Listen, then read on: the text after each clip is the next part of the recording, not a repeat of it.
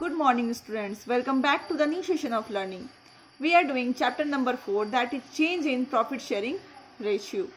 In the last video we had done accounting treatment of goodwill. Okay, in this video we will do, we have also done accounting treatment of losses, accumulated losses. In today's video we will do accounting treatment of free reserves. Few reserves are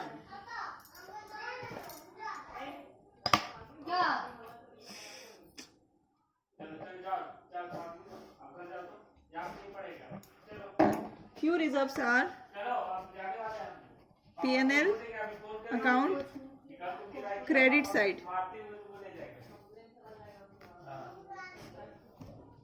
Then we can show also general reserves.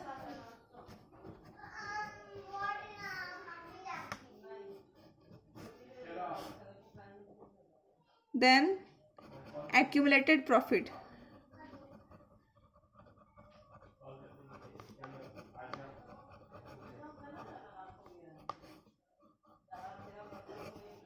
Okay, and contingency reserve.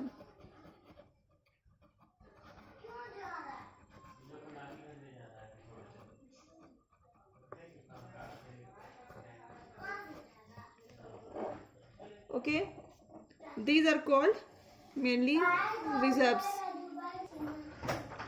Okay तो अभी हम लोग क्या समझेंगे, reserves मतलब है कि sweets, ठीक है, स्वीट्स जैसे आपके घर में भी स्वीट्स आते हैं ना, स्वीट्स मतलब मिठाइयाँ, ठीक है, ये क्या है, मिठाइयाँ, ठीक है, मिठाइयाँ आप लोग समझते हैं ना, ये आपके घर में आता है मिठाइयाँ, तो वो आप लोग वो समझ लीजिए, ठीक है। तो we are doing treatment of free reserves, मतलब हम लोग मिठाई के बारे में बात कर रहे हैं। ये देखिए पार्टनरशिप में कौन कौन सी चीजें होती हैं, profit and loss account, credit side, general reserves, accumulated profit, contingency reserves. Okay, ये हमारा क्या है, मिठाइयाँ हैं।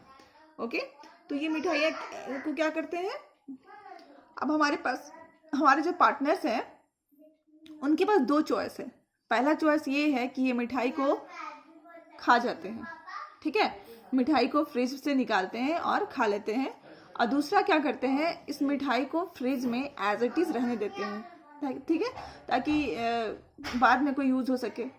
ओके, तो हमारे पास भी घर पे अगर मिठाई होती है तो हमारे पास भी दो ही ऑप्शंस होते हैं। ओके, क्या ऑप्शंस होते हैं कि या तो उसको खा जाइए, ठीक है, या फिर उसको रहने दीजिए फ्रिज में। ओके, तो हमारे यहाँ पे पार्टनर्स की भी दो चॉइसेस होती हैं। यहाँ पे है partners want to distribute the free reserves। पहला ऑप्शन है कि मिठाई खा लो, okay, that is partners want to distribute the free reserves. और दूसरा ऑप्शन क्या है कि रहने दो फ्रिज में। ओके, तो सेकंड ऑप्शन क्या है, partners do not want to distribute the reserve or want to show the reserve in books of accounts. तो दो ऑप्शन है, जैसे कि आपको मैंने समझाया कि अगर आपके घर पे मिठाई है तो आप क्या कर सकते हो, या तो खा जाओ या फिर उसको फ्रिज में रहने दो, ठीक है। तो यहाँ पे वही सेम चीज़ है कि आपके पास पार्टनर्स क्या करते हैं, उसको डिस्ट्रीब्यूट कर देते हैं, पहला ऑप्शन है, और दूसरा ऑप्शन है partners do not want to distribute the reserves और want to show the reserves in the books of accounts. दूसरा ऑप्शन ये है कि वो लोग डिस्ट्रीब्यूट नहीं करना चाहते हैं अपने रिजर्व्स को, और रिजर्व्स को बुक्स ऑफ अकाउंट्स में शो करना चाहते हैं।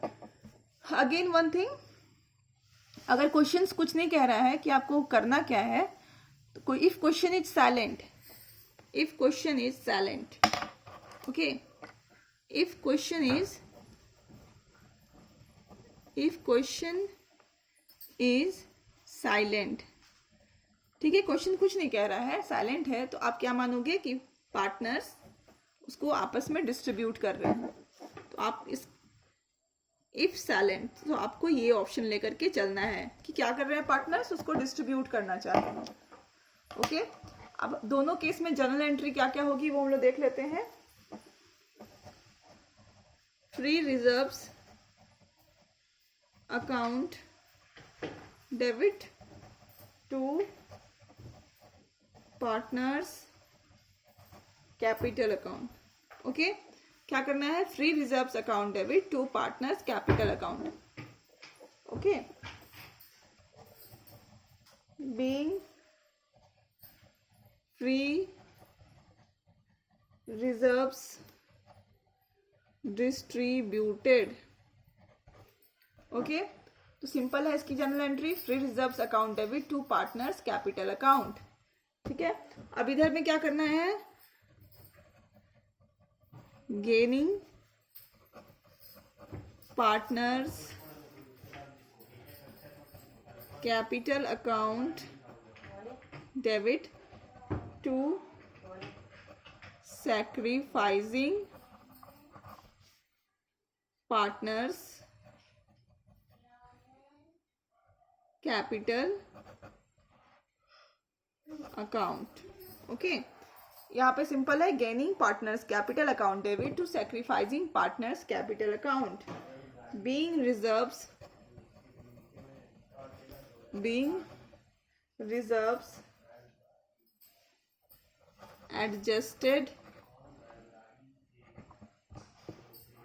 adjusted among partners। okay, तो we have done with this topic। okay, सबसे पहले एक बार हम लोग रिकैप कर लेते हैं treatment of free reserve. Free reserve की ट्रीटमेंट कैसे कर सकते हैं। फ्री रिजर्व 4 टाइप्स के होते हैं, PNL account, credit side, general reserves, accumulated profit, contingency reserves. 2 option है आपके पास, या तो आप पार्टनर्स के बीच में उसको डिस्ट्रीब्यूट कर दो, या फिर आप उसको बुक्स ऑफ अकाउंट्स में एज इट इज रहने दो, मत दिखाओ। ठीक है, अगर साइलेंट रहेगा, क्वेश्चन कुछ नहीं कह रहा, तो हम लोग ये ऑप्शन को मानते हैं, और दोनों केसेस में जर्नल एंट्री दिखाई गई है। Okay, our next topic is treatment of workman compensation reserve. उसको हम लोग बोलते हैं वर्कमैन्स कंपनसेशन फंड, कुछ भी बोल सकते हैं। ठीक है, वर्कमैन्स कंपनसेशन रिजर्व और वर्कमैन्स कंपनसेशन फंड। ओके, कुछ भी बोल सकते हैं। ठीक है, तो इसको हम लोग सॉल्व करने के लिए हम लोग क्या लेते हैं, एक बस एग्जाम्पल की तरह ले लेते हैं ताकि हम अच्छे से समझ पाए। A and B are equal partners, their balance sheet extract is as follows। okay,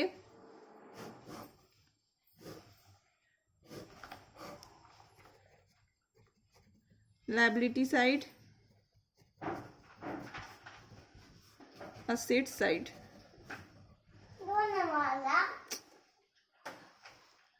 workman's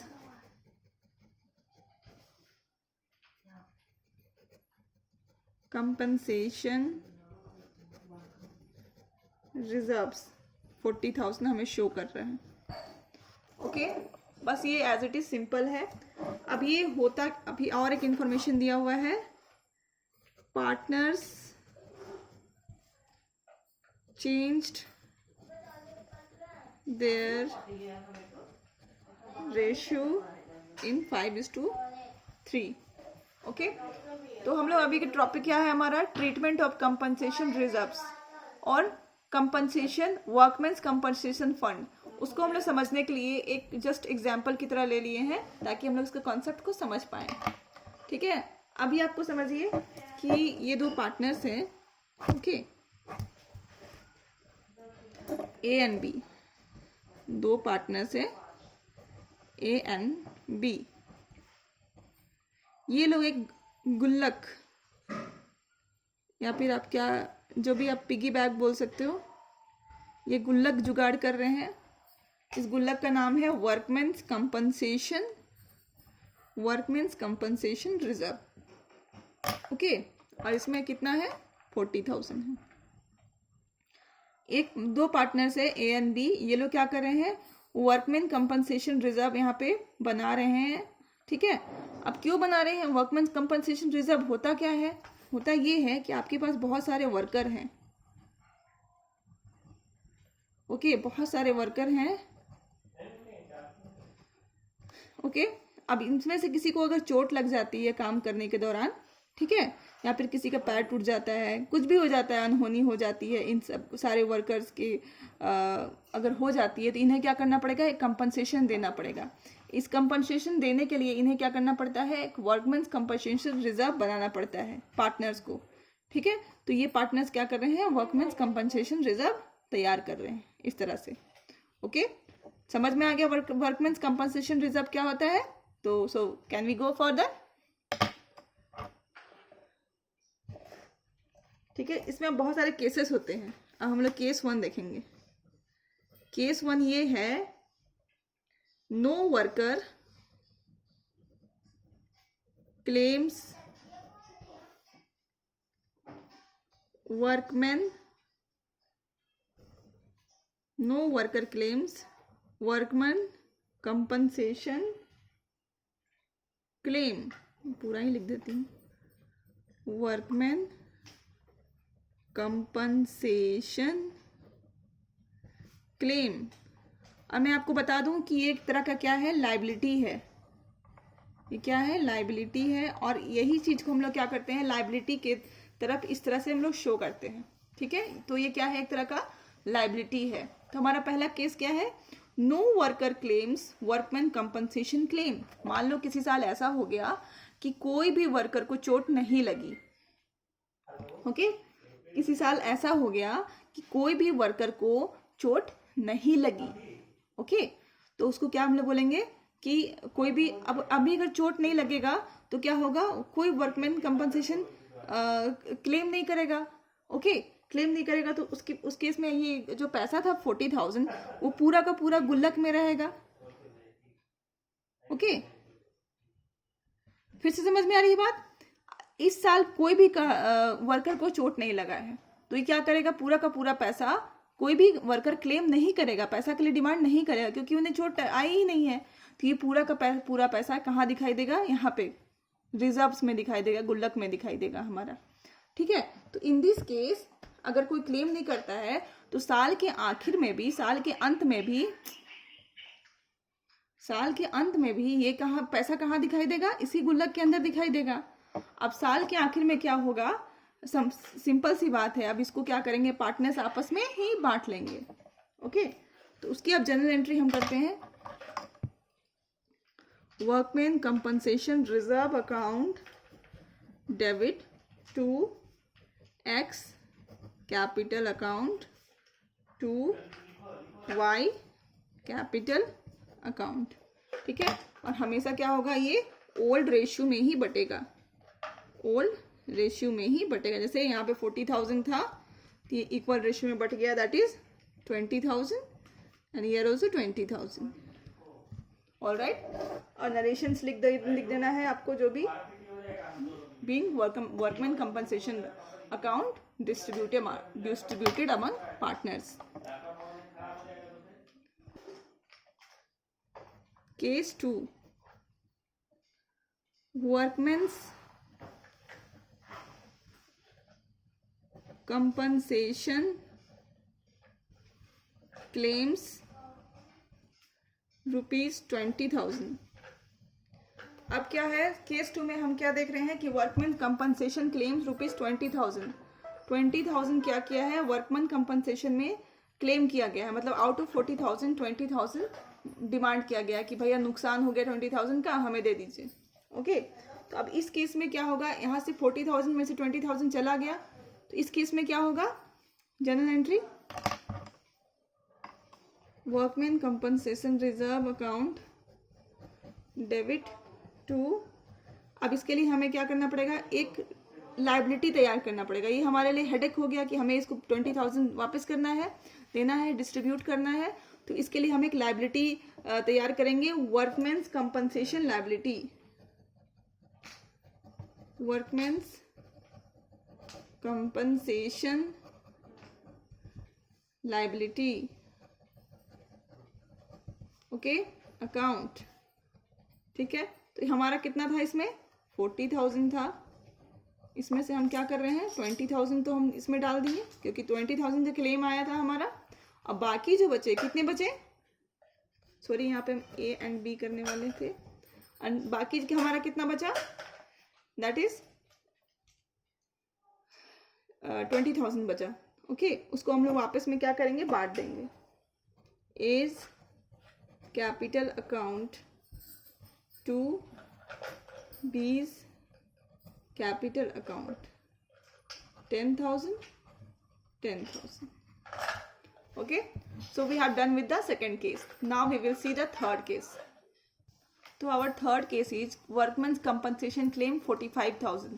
अभी आप ध्यान दीजिए कि हमारे पास हमने कितने का रिजर्व बना के रखा है, 40,000 का, और इस बार हमारा क्लेम कितना आया है, 45,000। दैट मीन्स 5,000 एक्स्ट्रा हो गया, जितना हमें हमारा जो लाइबिलिटी था 5,000 से और बढ़ गया है। Workmen's compensation reserve account debit to workmen's compensation liability account. Liability जितना हमें देना है वो हम यहाँ पे लिख लेंगे, और हमारे पास कितना है, 40,000, ठीक है। ये बीच का जो डिफरेंस है 5,000, इसके बारे में हम लोग अभी और आगे डिटेल में पढ़ेंगे। वैसे हम इसको ट्रांसफर करते हैं रीवैल्यूएशन अकाउंट में, revaluation account, okay. So in this way we sort out the problem of workman's compensation reserves. There are 3 cases mostly to sort out the problem of workman's compensation reserves. So thank you and keep learning.